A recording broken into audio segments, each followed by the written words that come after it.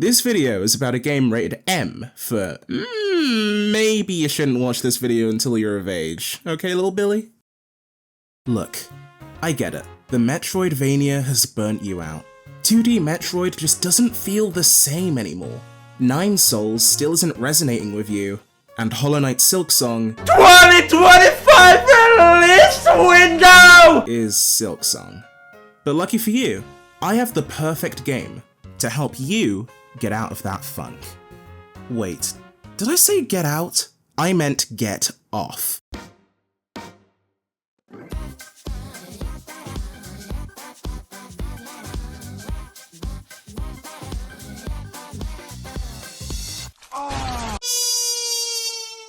Hi, it's Datache, and today we're going to be talking about the NSFW Metroidvania, Flipwitch, Forbidden Sex Hex.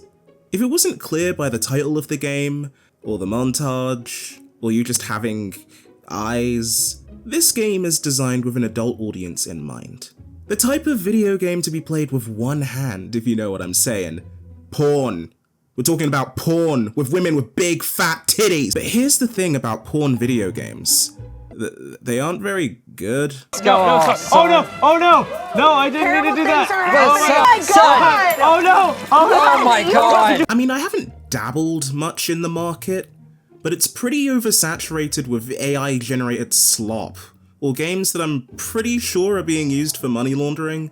But Flipwitch has a reputation for being a cut above the rest. Its soundtrack in particular got a lot of traction on YouTube, and led to a lot of people checking out the game with a decent amount of praise. I've known about this game for about a year, but only just had the balls to finally download it.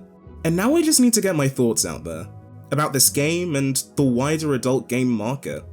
So what I want to figure out with this video is, can a porn game be good? And what defines a good porn game?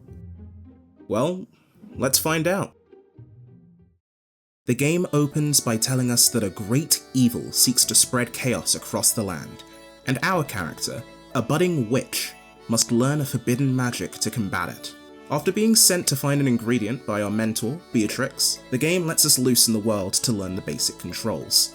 All things considered, the controls are pretty typical for a modern 2D Metroidvania. You can run, jump, double jump, dodge, use a melee attack or a ranged attack. Beatrix also gives us a stock of Peachy Peaches, a healing item you can use at any time but only have in limited supply. Luckily, whenever you reach one of these very naked save statues, your Peachy Peaches will be fully restored. Wait a minute. Dodge rolls? Healing items that replenish its save points? This game is just Dark Souls but horny! More horny. But we're just about to reach where Flipwitch introduces its main gimmick. After a boss fight that I absolutely cannot show on screen, we get access to the Spirit City, the main hub of the game, and by proxy, the Fairy Bubble, an item that allows you to become a Flipwitch, a forbidden form of magic that allows you to change genders at will, allowing us to interact with all sorts of unique gameplay mechanics. And also, a lot of very unique porn scenarios. You didn't forget what game this was, did you? But we'll get into the nitty-gritty of those in just a second, as we arrive back at our mentor's house. She tells us that to unlock the door to Chaos Castle and defeat the Chaos Witch, we need to collect the 6 Chaos Keys from her minions scattered across the world. And thus begins our journey into the sexy and hexy world of Flipwitch. I've thought a lot about how to judge the quality of a porn game, and I decided to keep things simple. We're going to look at this game's gameplay and presentation as we would any other game, but we're also going to factor in how being a porn game changes these categories. We've already talked a bit about the controls, so let's hop right back into talking about the gameplay. So, the gender swapping mechanic. This is the main selling point of the game and is used to pretty good effect. There are platforms that appear and disappear depending on what gender you are, reminding me a bit of the beat blocks from Super Mario Galaxy. There's also a lot of other traps and the like that react to this mechanic, like laser walls, cannons, and spike pillars, that add a lot of variety to platforming challenges. But I think this mechanic is best used in boss fights. The boss of the 4th area, and the best boss in the game, Angelica, uses this gimmick to its fullest. Her attacks are designed to keep you moving around the stage, which means constantly swapping forms to make sure you can safely use these platforms. She also has these projectiles that can be avoided if you're the right gender, which I think really adds to the frantic nature of the fight. Of course, flipwitching isn't the only tool you have at your disposal. Most Metroidvanias have the player slowly gain new upgrades over the course of the game, giving them new attacks and traversal techniques, starting the game a total wimp and ending off an absolute chad. Flipwitch is no different, with each major area having new upgrades like the Demon Wing, which gives us an aerial dash, or the Angel Feather, that gives us an additional jump. But 3 of these upgrades are just items to go past very specific barriers, which I think is a bit lame. Like, I feel like the fun part of Metroidvanias is getting to see your moveset expand, and unfortunately, at least on a movement level, you don't get too many options in this game. There is an equipment system with a bunch of equipable items that can be used in combat, and charms which give you passive bonuses, but I didn't find myself chasing after those too much. Partly because I didn't use them very often, but also because they're expensive as hell, and with the way this game's economy works, it made far more sense to prioritize quest items, aka the costumes. Throughout the game, you're able to buy a bunch of these outfits for both forms of the main character, allowing you to achieve the male fantasy of playing dress up, because at the end of the day, we all just want to be pretty princesses. With our tartars hanging out. Side note, why do all the male costumes suck? They're all monster costumes, or him in a dumb uniform. You made a twink, let me scandalize him! Side note, let's talk about side quests. Flipwitch is not a very long game, with most of the meat coming in the form of side content. These side quests usually involve helping out an NPC, by finding an item out in the world or wearing the right costume. Where Flipwitch differs from most games is in the reward for completing these quests.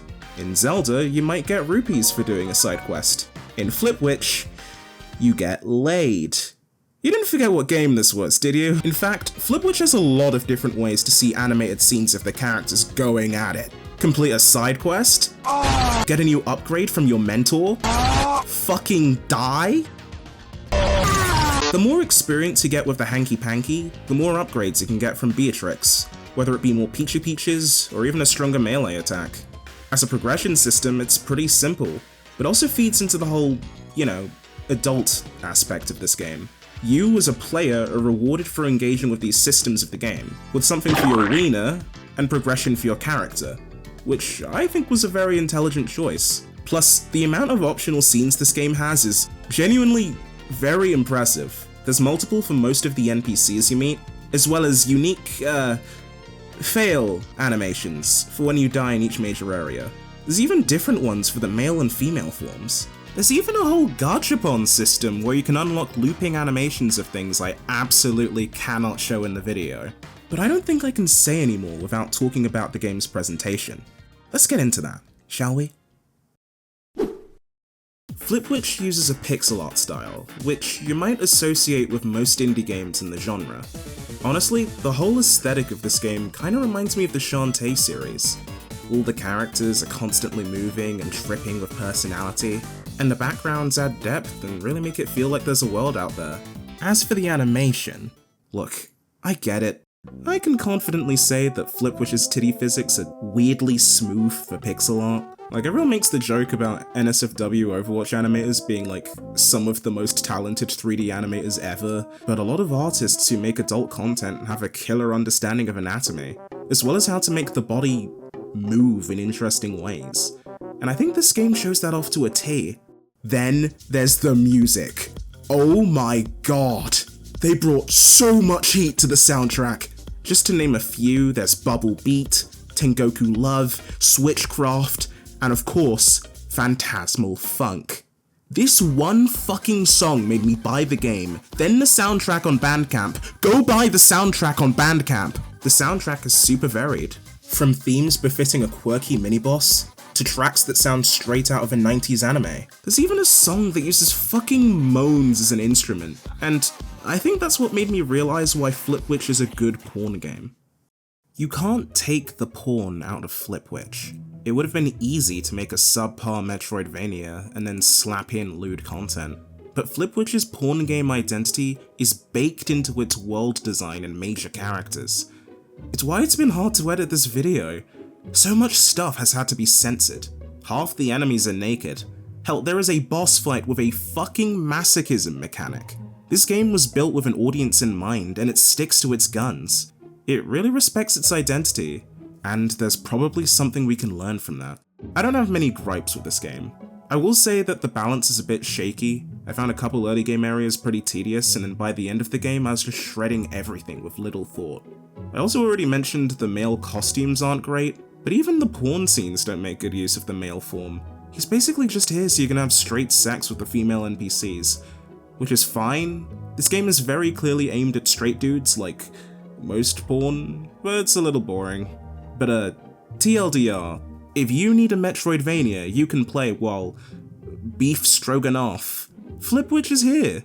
Otherwise, it's a cool little novelty that's worth checking out, if you don't mind your friends and family judging you for it. If my parents are watching this, I regret nothing!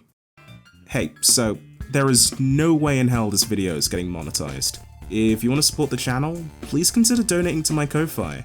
We've got time lapses for all the thumbnails on the channel and votes for new videos. I'll see you guys in the next one.